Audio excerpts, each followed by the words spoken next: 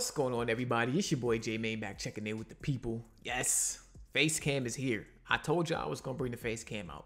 I wasn't fooling. I wasn't bluffing. I'm gonna bring it out. Durag is here with me. You know what I'm saying? Edge up, I need a haircut, so a little situation going on there. But FaceCam is here. Today I wanted to make a video about Sony Bend though. I want to talk about Sony Bend because recently it just came out that they are expanding by moving to a bigger studio. Now, in that article, which I'll link down in the description, there's a quote about how they said that their studio expanded from, I believe it was like 40 something people to over 100.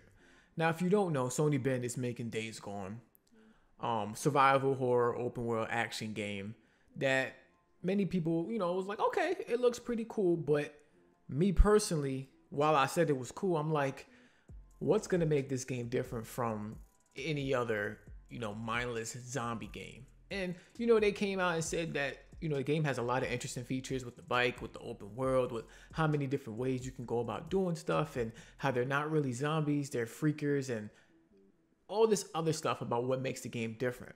But what I thought was a problem is that you talk about all this stuff what makes the game different, and then at E3 you kind of show us what makes the game like every other zombie game. You know what I'm saying? So I gotta say I'm nervous about the game, but only reason why I'm nervous is because they gotta come out at this year's E3 and show us why this game is different. They cannot come out with the same demo that they showed us at E3 in the past. Show us those things you were talking about, which is gonna separate this game from those other games. Now, another reason why I'm nervous is Sony Bend hasn't made a console game, I believe, since Siphon Filter. So, like they worked on some handheld things, and this is kind of going to be their coming out party as far as this generation goes.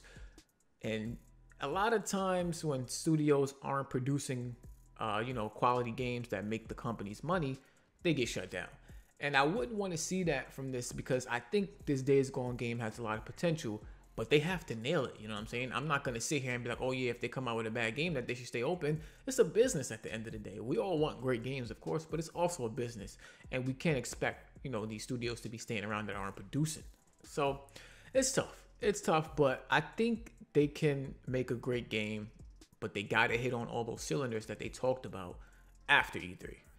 Now, they're moving their studio, and that could be because the game is, getting bigger than maybe they projected, or they're adding more people. Last July it was over 100. It could be around 200 now. If it's going to be an open world game, I would assume that the studio is going to get bigger and bigger as they need more talent to make certain games, certain parts of the game, and certain open world aspects. So yeah, like they're hiring, which all points to good signs that the studio is doing well. Maybe the game is coming along great, and maybe they won't get shut down. But I don't know. At the end of the day, we got to see how this game turns out. Now, a lot of people were predicting that the game was going to come 2017. But after hearing this news, I think that's kind of out the window. If they're still even expanding and even moving the studio, like you can't expect the game to launch this year that the studio isn't even stable to the point where everybody's in-house, everybody's working, everybody's, grinding at one location. Like they're going to be moving. So that's going to be people maybe even relocating their whole lives just to, get to that studio and, get to work. So I think maybe 2018 fall is more realistic for this game. I hope it doesn't slip into 2019 because that's where I predict Last of Us to come. And this and Last of Us are similar in certain ways that I don't think you want to launch these two games in the same year. You know what I'm saying? So that a lot of interesting stuff going on with Sony Bend and Days Gone. It's the one studio first party wise that I'm looking at. And I can't, I can't predict anything. I can't figure them out just yet. I need to see more. I hope everything works out good, but we got to wait and see. So E3 is going to be interesting, and I will have my E3 predictions coming up really soon.